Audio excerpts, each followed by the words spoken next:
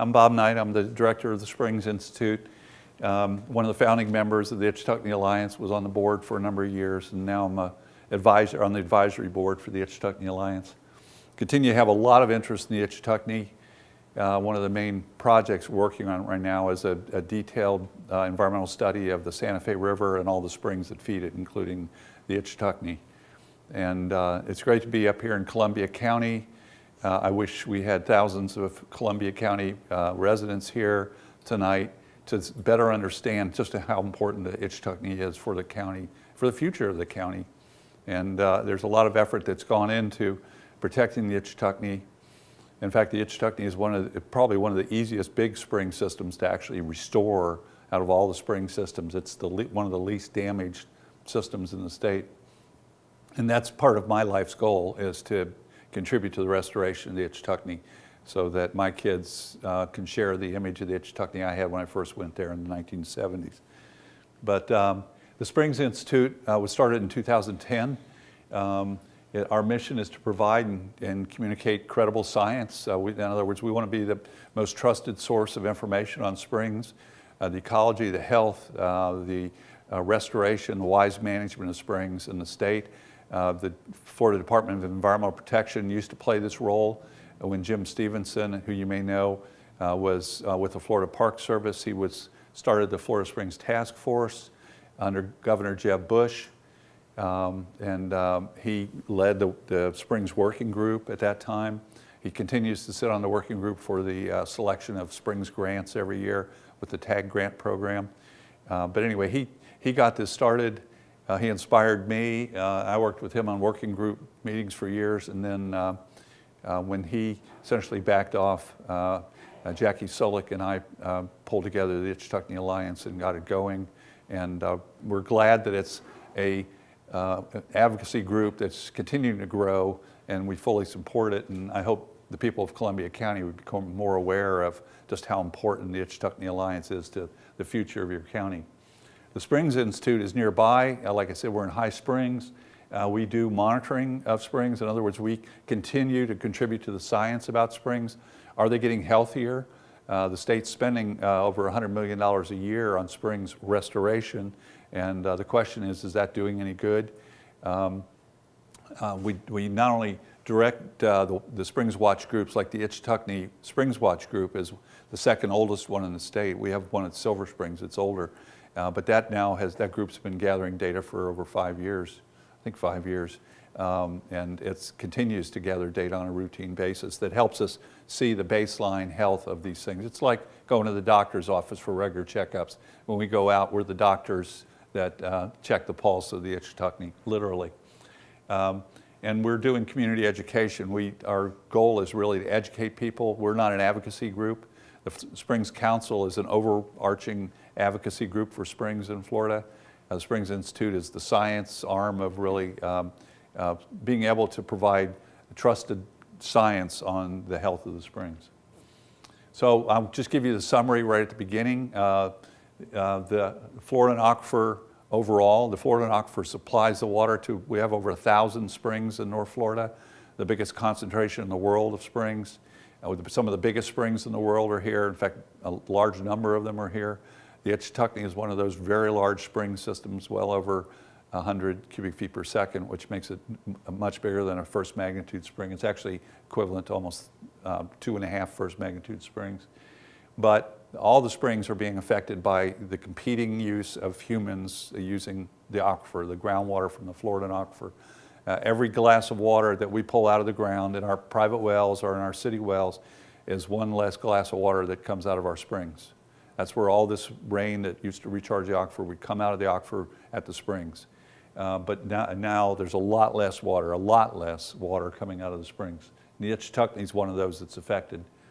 The other thing that's really alarming is the fact that we've polluted the aquifer that feeds the Ichetucknee and almost all of the other springs. Over 80% of our springs now are well beyond the state standard for allowable nitrate nitrogen in the water. Nitrate nitrogen is a form of nitrogen that's a plant growth nutrient. It's what we put on our gardens to make our plants grow. It's necessary on Florida soils to really have productive plant growth. So it's being used in very massive quantities for lawn fertilization, for agricultural fertilization, for golf course fertilization, and the other source of nitrogen to our groundwater is the vast number of animals, livestock that we keep, especially dairies are the highest sources, but also poultry farms. But then just our residential use of fertilizer and our dependence on septic tanks. And we have about 1 million septic tanks in North Florida that are contributing to the groundwater nitrate issue. So those are the problems. So I'm just letting you have that right at the beginning. I'll be a little more optimistic at the end.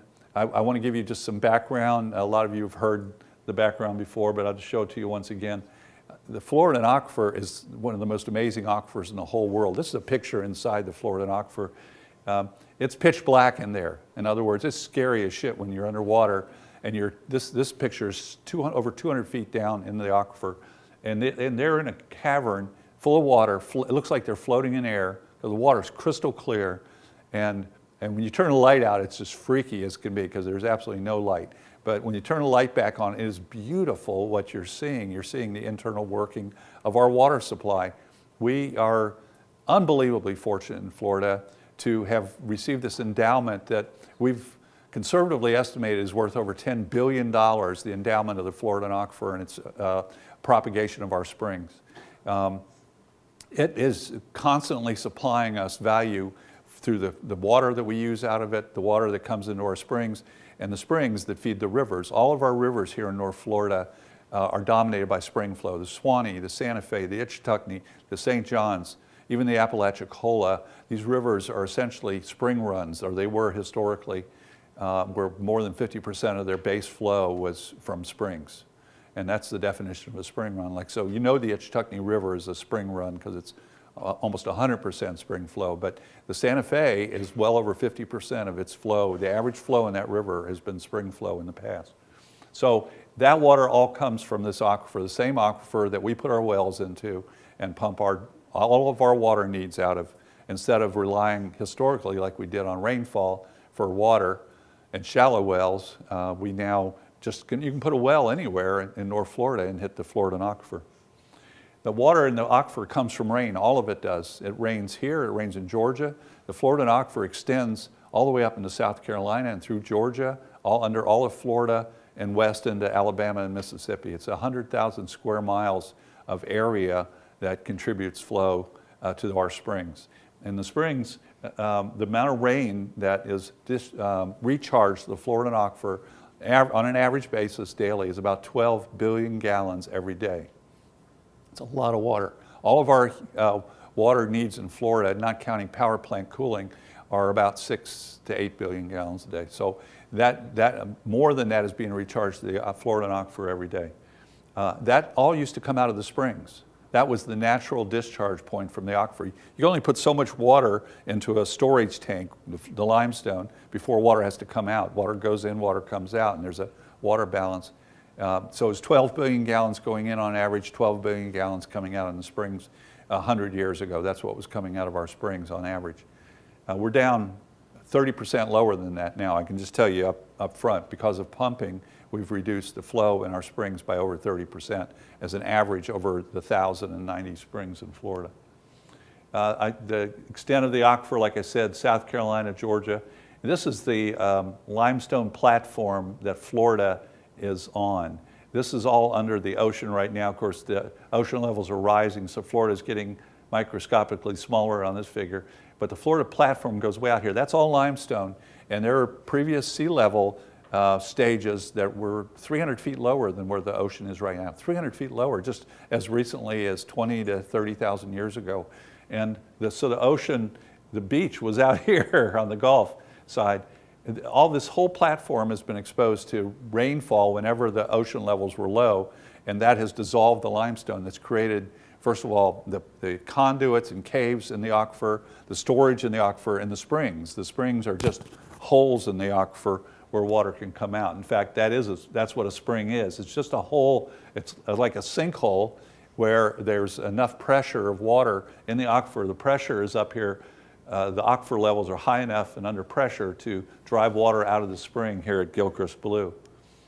So All a spring is anywhere where groundwater comes to the surface of the earth. And it can be in the bottom of a river. Some of their springs are in the bottom of the river. Some of them are out actually in the oceans. There's springs both in the Gulf of Mexico and in the Atlantic Ocean. They don't really put out fresh water anymore, but they probably did in the past before we reduced the pressure in the aquifer. So here's where they are, the 1,000+ springs. They extend, most of them are north of I-4, which is from Tampa to Orlando area, all the way out to the end of the Panhandle, out to Washington County and those western counties. So you got Jackson Blue up here, a very large first magnitude spring, a cave diving hotspot, Wakulla Spring, a giant spring just south of Tallahassee, and the groups around St. Mark's. The springs on the Swanee River, the Santa Fe River, the Ichetucknee River. The biggest concentration of springs in Florida is we're in the Springs heartland here. Columbia County's right dead center in it. The reason we put the Springs Environmental Center in High Springs is because 1 million people a year go through High Springs to go play in the springs. 1 million people a year on average is what's been recorded going to recreate in the springs in this central area here. And then we have springs, a lot of springs down along the Springs coast, Crystal River, Weeki Wachee, Chassahowitzka, Homosassa, Rainbow Springs, and Silver Springs are the two biggest springs in the state in terms of flow. And then we have a whole bunch of springs on the middle St. Johns River as well. And then a lot of smaller springs around. So that's where the springs are. And that's because that's where the aquifer is exposed. That's where the karst landscape, the dissolved limestone passages come to the surface. And so groundwater can naturally flow out of those holes in the limestone. The Ichetucknee is the one that I'm most focused on today.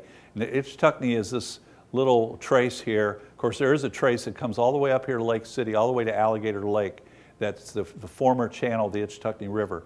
But the Ichetucknee River now starts at the head spring right down here and flows down in the Santa Fe River, about 5.5 miles or so down in the Santa Fe River. Half of it's in the state park, and the other half is privately owned, and some of you own property on the lower Ichetucknee River.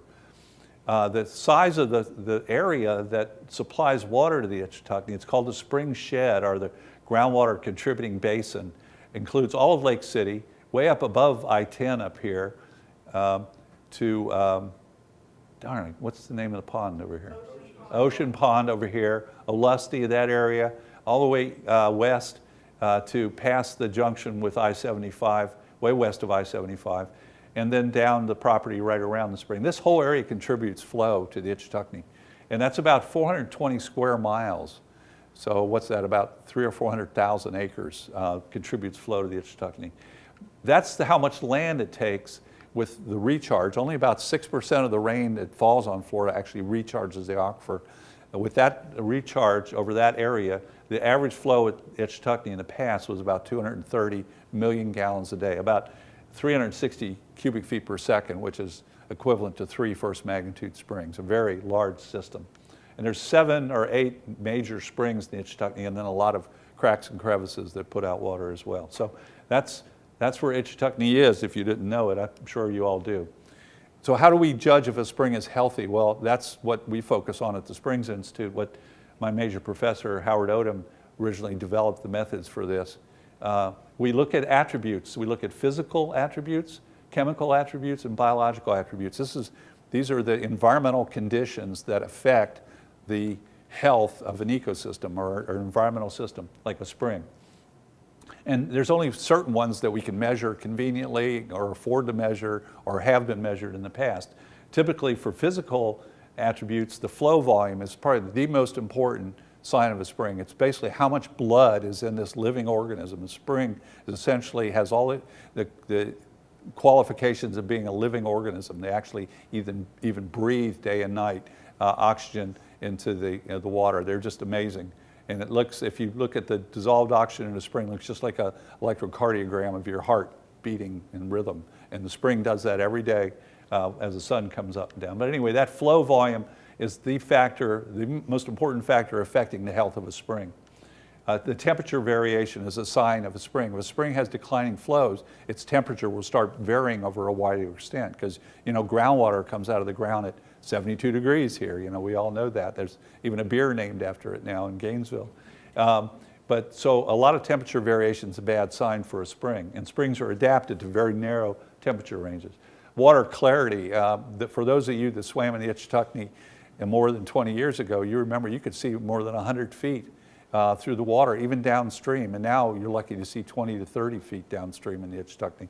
The water clarity has changed. So those are attributes that are physical in nature. Chemical attributes include the dissolved oxygen, which is greatly affected by the oxygen in the water coming out of the aquifer. The specific conductance is a measure of the amount of salt in the water. One of the real alarming trends in springs is almost all of them have increasing levels of salt. And so where does salt come from? Well, it comes from two sources. It comes from below and it comes from above. Salt comes in with our wastewater because we add salt to everything we eat. And so salt is increasing in the wastewater discharges, which all go into the aquifer. And salt water underlies the whole Florida aquifer. All the fresh water in the Florida aquifer has salt water under it. Because remember, this peninsula was under the ocean as recently as 100,000 years ago, and the aquifer was completely full of salt water.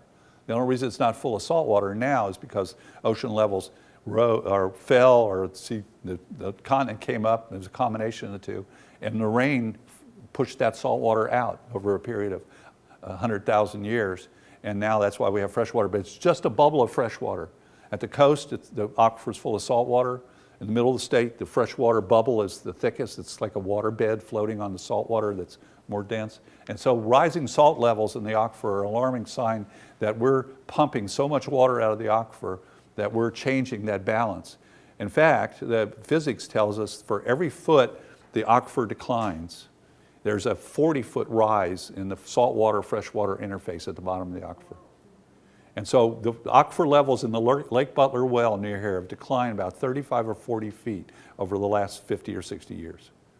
And so that means the salt interface has come up hundreds and hundreds of feet at the bottom of the aquifer. So the salt that we're seeing increasing in our springs is a sign of saltwater intrusion basically into the whole Florida aquifer, our whole drinking water system. It's a real scary proposition. The other thing that we look at as a chemical pollutant is the nitrate nitrogen, this nitrogen that we're putting in from our septic tanks, from our fertilizers, from our animals' waste, et cetera.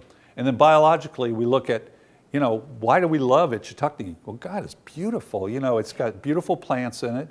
They're loaded with insects and crayfish and things that are eaten by fish and turtles and otters and manatees. I mean, it's just a beautiful place. That's what humans value in an ecosystem, is this lush jungle of plants and animals. And that we measure that as the productivity, the whole productivity of the ecosystem. And we look at the composition of the plant communities. We have fortunate to have about almost 30 years of data on the plant communities in Ichetucknee, because the state park has been doing a wonderful monitoring program on that. And the faunal populations, we've been doing fish counts on Ichetucknee for about the last 10 or 15 years. And so through those things, we can measure the health of a system. So let's go through some of those. In terms of flow, these are the consumptive use permits in the vicinity of the Ichetucknee, which is right here, as of 2010. Each one of these dots is a permit over 100,000 gallons a day. These are almost all agricultural permits. There's obviously a permit for Gainesville here, which is all these dots. The Murphy well field's right here. High Springs has one well or two wells. Each of the towns around here, Lake City has a few wells, but most of these dots are agricultural permits. 100,000 gallons a day. Actually, the average for some districts, like over here, is over 200,000 gallons a day for each of these permits. So that's water that would have come out of the springs is now coming out of wells at those locations. And the end result of that is, based on the most recent analysis I've done, it looks like there's some decline in flow in the Ichetucknee due to just rainfall declines, long-term declines that have changed in the last 2 years. It's now starting to go up again. But the declines that happened over the last couple of decades were part of the flow reduction in Ichetucknee. But at least 21% flow reduction due to causes other than rainfall. The only other cause is groundwater pumping. That's the only other significant cause. So about 1/5 of the flow, which is about 50 million gallons a day, which is very close to the flow of a first magnitude spring, is lost from the Ichetucknee. So if you're seeing a difference in the Ichetucknee, it's partly because it's lost 20% of its blood flow, its life-giving blood, which is the water. And this was initially concluded by the U.S. Geological Survey. We've just confirmed it with our work. In terms of nitrate, this is a map of the groundwater nitrate levels in the vicinity of Ichetucknee Spring, which is right here. City of Lake City is up on the Hawthorne Formation. It's a formation of clays that protect the Florida aquifer from nitrogen coming down from fertilizer. But the lower part of Columbia County is in the karst plain here, and that extends over here into Union County and all in northern Alachua County and Gilchrist County and Suwannee County. So this area is all contaminated with nitrate. At levels over a part per million, the natural background level of nitrogen is 20 times lower than that. This is 20 times higher, 2,000% higher than the natural background in these areas, and some areas are even higher. The Ichetucknee is not in the very highest area of groundwater nitrate contamination. It's actually north of the spring, but it's definitely being contaminated by that, and so nitrate's elevated. And in fact, the average nitrate in Ichetucknee is about 10 times the background, the natural background. It's 2 times the state standard, which is 0.35. And it's about 10, like I said, it's 10 times higher than the natural background. It adds up to over 160 tons per year of nitrogen coming out of the Ichetucknee. If you could think of that many dump trucks dumping fertilizer into the head spring of Ichetucknee, 166 tons, how many dump trucks is that? It's quite a few. It's a lot of nitrogen.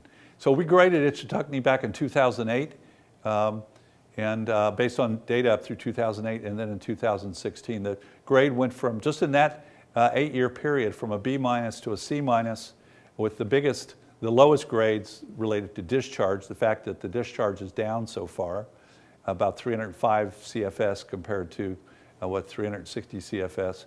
The water clarity is down, B-, but the other big one is nitrate with the concentrations.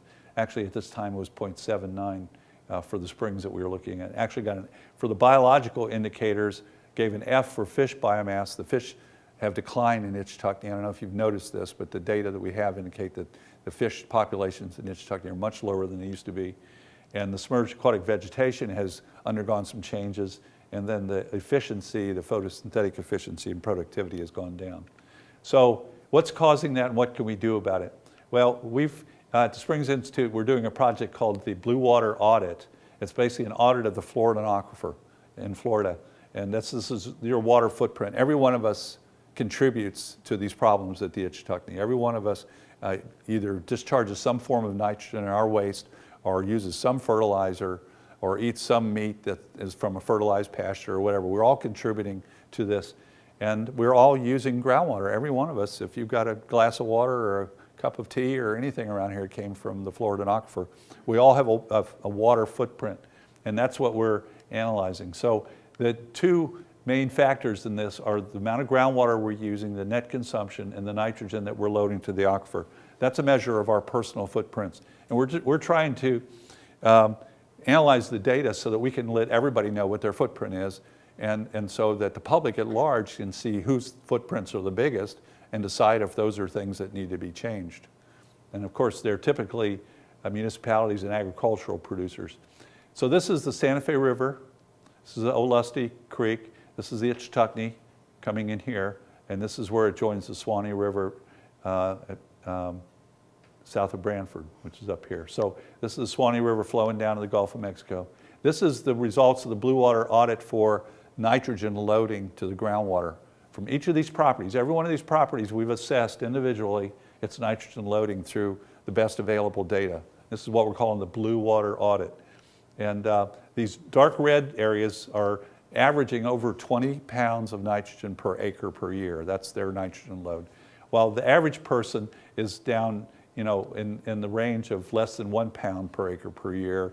If you have a 5-acre farm and you have a septic tank and you're doing minor fertilization, you may be putting out 3 pounds per acre per year or something like that, a fairly low number.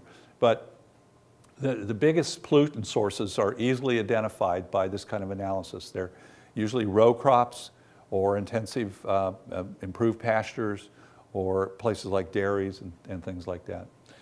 So there's a dairy right here called American Branford Dairy now. There's a spring there, it's got 60 parts per million of nitrate in it. 60 parts per million, and that's in the groundwater. That's not just a well, that's a whole spring is flowing at that high. And that's because of this dairy complex right here. But there are a lot of dairies in Gilchrist County especially, and some other ones in this area. So the state has analyzed where the nutrients are coming from, the nitrogen is coming from. And for the Ichetucknee Springs shed, this is their numbers.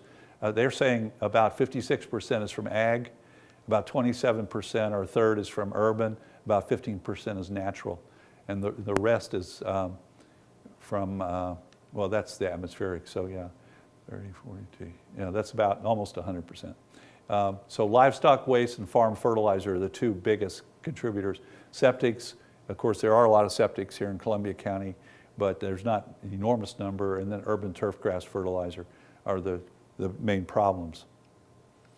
So what we've done then is taken the blue water audit, that data I showed you, and just cut it out for the spring shed, for the Ichetucknee here, and identified the parcels of land and the owners, so we can know who to call, of land that have the biggest footprint, the biggest individual contributions to the aquifer. And these units are in pounds per year of nitrogen for their whole property. So if you've got a big property, even if you have a relatively small rate, it adds up to a lot of nitrogen. If you've got a big property and you're doing really intensive farming on it, it's a very large amount of nitrogen. So most of us are loading probably 2 to 5 pounds per year of nitrogen as individuals. Some people, though, have own properties that are loading over 5,000 pounds of nitrogen per year to the groundwater.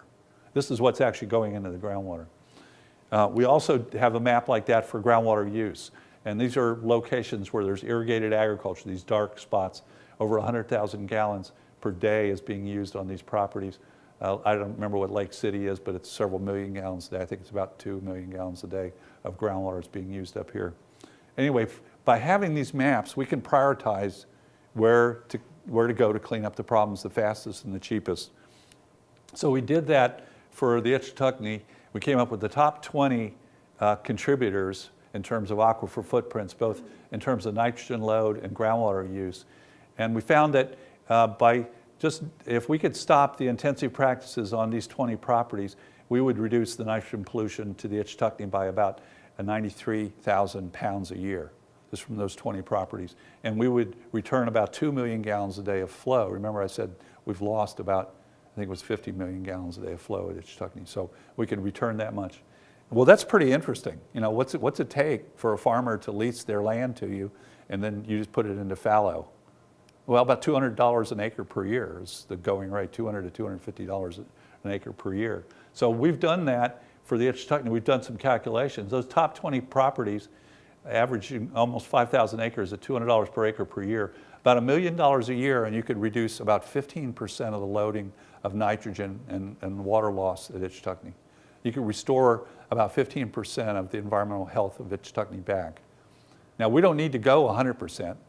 We need to cut the nitrate in half to get to where we're going. So for about $3 to $5 million a year, if we had a benefactor in this room, any of you could write a check right now for $3 to $5 million, I could restore the Ichetucknee if you could write that check every year. And there's plenty of money around for that amount of work. The Ichetucknee is the cheapest spring, the cheapest impacted spring in the state that could be renovated. And we're throwing, right now, the state is throwing close to $100 million a year at springs restoration. $100 million a year, and you're not seeing any improvement in any of the springs from that. So there's one other thing that has to go into this, and that is you've got to cap the amount of groundwater use. In other words, you can't just pay somebody to stop using their groundwater permit. You've got to make sure nobody else gets that permit, because that doesn't solve anything. And that's what's happening now. They continue to issue new permits that are increasing the amount of groundwater consumption. We've got to have a cap on groundwater consumption that actually is low enough to protect the Ichetucknee. So anyway, I just wanted to tease you with that $3 to $5 million, and we can restore the Ichetucknee to back what it was in the 70s. That's a great idea, and that's not much, John. You know, we could do that. Well, there's actually cheaper ways to do it than that. Really, all we need to do is put a cap and a fee on groundwater withdrawals. If we cap the groundwater withdrawals, in other words, don't issue any new permits, start rolling permits back to about half of what they are right now, and then put a fee on that water, people will use a lot less water if they have to pay for the water. The water's free right now. You and I own that water. It's a public resource. It's part of the public trust in Florida. A lot of states, individuals own the water. In Florida, we own the water. And I'm not talking about a fee that goes to some private industry. I'm talking about a fee that goes to the benefit of the springs, like the Ichetucknee. With that money from that fee, and it wouldn't have to be much to raise a lot of money because there's a lot of water being used, the money from that fee would easily pay those farmers, to mitigate the fact that they needed conservation easements to change to a low impact lifestyle. And the same thing's true for the nitrogen sources. So I call these aquifer protection fees, basically to purchase conservation easements. We don't need to take the land totally out of production. We just need to reduce the amount of intensity of production to a level that protects our surface waters, that protects them in perpetuity so that they're not getting worse every year. And that's the trend we're seeing in all the springs, is they're getting worse every year instead of we haven't turned a corner yet, in spite of the fact that the government is so proud of spending, I think, $400 million in the last 4 years on springs protection. $400 million. And we could have saved the Ichetucknee long ago if they'd given me that money. Anyway, they're talking about giving us we have a pilot project that was accepted as part of the Springs funding this year to actually implement that plan I just showed you. But the water management, it actually went to the water management district, and we're just sort of advising them now. So we'll see if it gets accomplished. And that's a beautiful picture. That is the Ichetucknee. I know all of you have seen manatees now in the Ichetucknee, but to think of saving a place like that for that critter and for the other critters in the Ichetucknee, it warms my heart to think that we could possibly do that in our lifetime. So the Ichetucknee Alliance, if you're not a member, I think almost everybody here is a member or on the board, but if you're not a member, or if you've got friends that aren't members that should be, please tell them about the Ichetucknee Alliance. Their vision is beautiful: a healthy Ichetucknee River system that's preserved and protected for future generations. We create the Ichetucknee of tomorrow through the actions we choose to take today. And I think that's Lou's beautiful writing. It's a beautiful idea, and that's absolutely true. We, the people, have got to do this. Our state government is letting us down. They're not enforcing the laws adequately. We, the people, have to make this happen. So thank you for coming, and I'm sorry if I went too long.